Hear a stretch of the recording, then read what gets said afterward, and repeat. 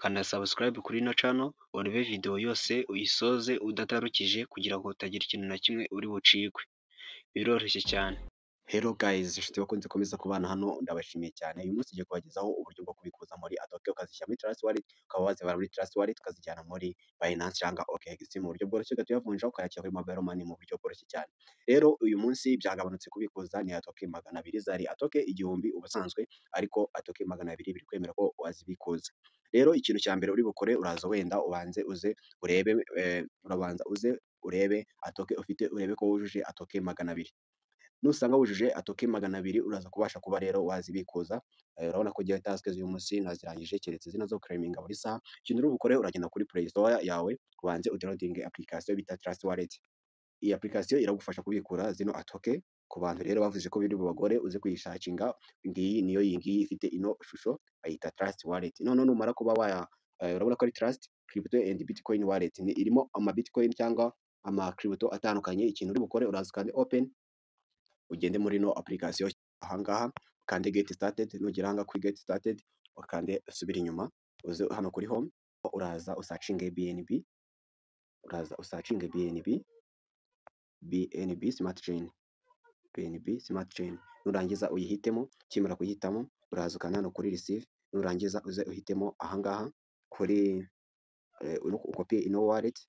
Nurangiza kuyikopiya uhita ugaruka uze hano muri Atoke yawe. Kimara kugera muri Atoke yawe uraza ukande ahangaha kuri manage. Kimara ukanda hano kuri manage urabona ko uraza ukanda hano kuri transfer. Kimara ukanda hano kuri transfer uraza ukande ahangaha kuri reset ukopiyemo ya wallet yawe.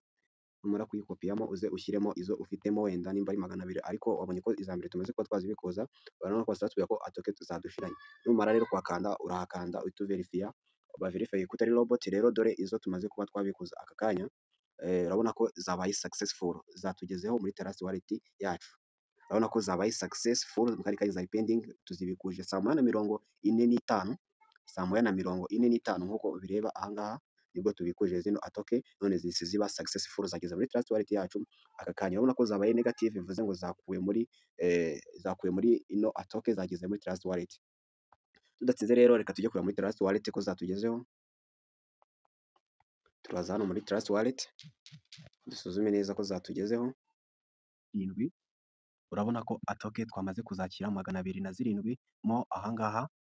Atoke twahise tuzakira ako kanya dukoresheje chain ya BNB. Dore uko bikorwa rero, uraza usacingemo BNB cyangwa uraza usacingemo Atoke.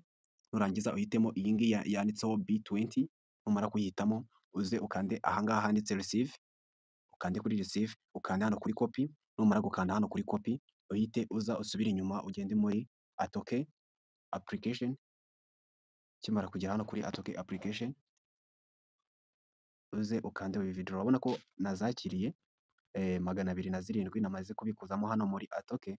Ni ibintu byoroshye cyane nawe wabikuza bigakunda. Hano rero urabona ko ngiye namaze kuba nabikuzamo Atoke 207. Urabona ko zabaye successful ahangaha, urabona ko zabaye successful zino Atoke 207 twakiriye muri Trust Wallet. Rero uratukanda hano kuri transfer nuza kuba ufiteho byibuze Atoke 200. Byoroshye kubikuza no guhera kuri Atoke 200, biroroshye cyane. None uratuza ukopiyemo ya address wallet, hano ushyiremo Atoke wenda 205 cyangwa zingahe ugiye kuba wabikuza, zipfa kuba ziri hejuru ya 200. Nurangiza ukanda hano transfer. Urabona ko ngiyewe nta zindi mfiteho zihagije, bahise bambwira ngo ntabwo ndashyiramo address. Uraza gushyiramo ira address rero, uraza ahangaha uyikopiyemo. Numara kuyikopiyamo uhita ukanda hano transfer. Bambwira ko izo mfiteho zidahagije, your balance are sufficient nkuko ubireba ahangaha. Tukanda OK, zirahita zikugeraho zibe successful nkuko nabikweretse ahangaha muri Trust Wallet.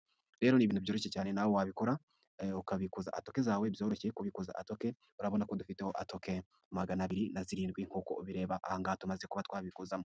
Biroroshye cyane rero kubikuza, ni buno buryo nuko ubigenza iyo ugiye kubikuza Atoke muri Trust Wallet.